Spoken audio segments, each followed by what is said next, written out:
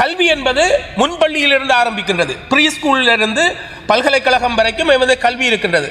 பாடசாலையை பொறுத்த மட்டும் இந்த ப்ரீ ஸ்கூல் என்று சொல்லப்படுகின்ற முன்பள்ளி பாடசாலைகளுக்கு அப்பால் இருந்தாலும் அதனை உண்மையில் ஒரு முழுமையாக அரசாங்கம் ஏற்று அதற்குரிய ஆசிரியர்கள் நியமனம், அவர்களுக்கான தகுதி, அவர்களுக்கான பயிற்சி, அவர்களுக்கான கற்றல் செயல்பாடுகள், அவற்றை மேற்பார்வை செய்கின்ற நெறிமுறைகள், அந்த மேற்பார்வையினூடாக மாணவர்களை விருத்தி செய்யக்கூடிய விதத்தில் அந்த கற்றல் செயற்பாடுகள் நடைபெறுகின்றன என்பதை அவதானிக்க வேண்டியிருக்கின்றது.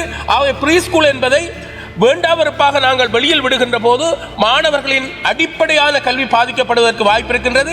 எனவே இந்த முன்பள்ளி ஆசிரியர்களையும் அரசு பொறுப்பேற்று அவர்களை தங்களுடைய பயிற்சியின் மூலமாக அவர்களை தரமான ஆசிரியர்களாக மாற்றியமைக்க வேண்டும். அது மாத்திரமல்லாமல் உண்மையில் சொல்வார்கள் மெக்டூகலின் கொள்கையில் இருக்கின்றது, குறிப்பாக ஆய்வுக்கள் என்று இருக்கின்றது, திரட்டுக்கள் என்று இருக்கின்றது, ஆய்வுக்கள் என்று இருக்கின்றது. எனவே மாணவர்களை சிறிய பருவத்திலிருந்து ஆராய்ச்சிகளில் ஈடுபடக்கூடிய விதத்தில் நமது கல்வி முறை, அறிவியல் கல்வி முறை, விஞ்ஞான கல்வி முறை, தொழில்நுட்ப கல்வி முறை வழிகாட்ட வேண்டும்.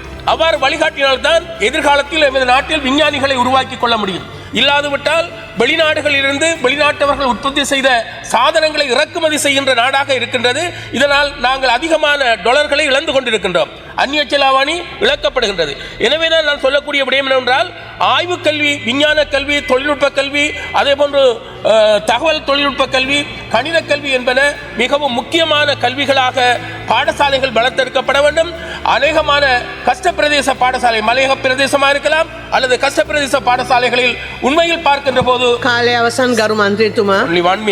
ஆகவே இந்த ஆய்வு நிலை கல்வி, தொழில்நுட்ப கல்வி, தொழிலை பெறுவதற்கான கல்வி, பாடசாலையை கற்றுவிட்டு மாணவர்கள் அட்வான்ஸ் லெவல் சித்தி அடைந்து விட்டு வெளியில் சென்றால் அவர்கள் ஒரு தொழில் வாய்ப்பை பெறக்கூடிய விதத்தில் எமது கல்வி அமையவில்லை.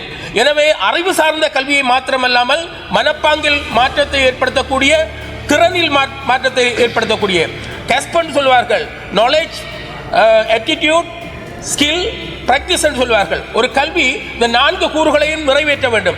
அவ்வாறான கல்வியை விருத்தி செய்ய வேண்டும். எமது நாடு அறிவு சார்ந்த கல்வியை விருத்தி செய்திருக்கின்றது. மனப்பாங்கில் மாற்றத்தை ஏற்படுத்தவில்லை, திறனில் மாற்றத்தை ஏற்படுத்தவில்லை, பிரயோகத்தில். எனவே தயவு செய்து இந்த கல்வியில் அவசரமாக நாங்கள் மாற்றத்தை ஏற்படுத்துகின்ற போது குறைபாடுகள் வருவதற்குரிய வாய்ப்பு அதிகமாக